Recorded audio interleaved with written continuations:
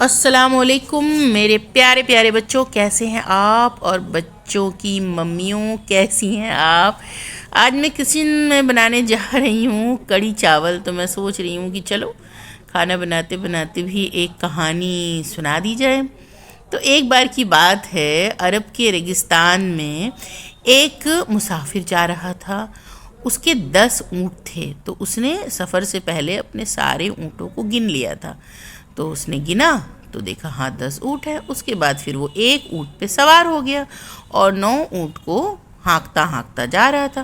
سفر کے بیچ میں اسے ایک دھیان سی بات آئی کہ چلو ایک بار چیک کر لے سبھی اونٹ ہیں کہ نہیں ہیں۔ تو جسے اس نے گننا شروع کیا تو اس نے کہا یہ تو 9 ہی اونٹ ہے۔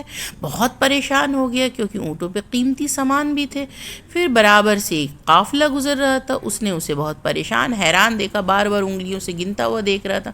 انہوں نے پوچھا کہ بھائی تم کیوں اتنے پریشان؟ اس نے کہا دیکھو سفر میں جب میں نکلا تھا تو 10 اونٹ تھے اور ابھی تو صرف 9 ہیں۔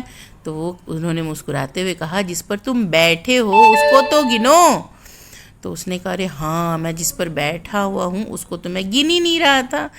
تو اس کہانی سے ہمیں کیا سیکھ ملتی ہے؟ اس کہانی سے ہمیں یہ سیکھ ملتی ہے کہ کئی دفعہ ہم دوسروں کو دیکھتے ہیں، دوسروں کی نعمتوں کو دیکھتے ہیں یا دوسروں کی برائیوں کو دیکھتے ہیں اور اپنی خود کی زندگی پر بہت کم فوکس کرتے ہیں۔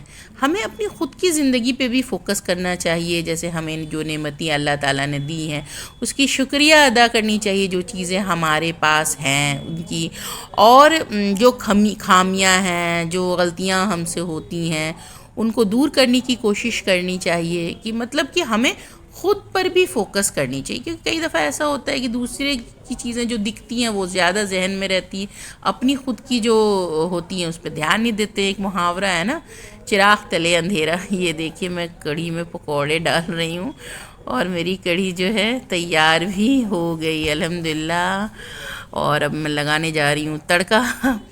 اور بتائیے کہ آپ لوگ سب کیسی ہیں؟ اچھا آپ لوگ کیسے کڑھی بناتی ہیں یہ بتائیے گا کمنٹ میں۔ میں تو بیسن کی بناتی ہوں، دال کی بھی بناتی ہوں۔ خیر آج کی یہی کہانی تھی، میری کڑھی بھی ساتھ ساتھ بن گئی اور یہ میرے کڑھی کے پکوڑے۔ تو دیکھیے کیسے بنے ہیں، آئیے ہمارے گھر تشریف لائیے کبھی۔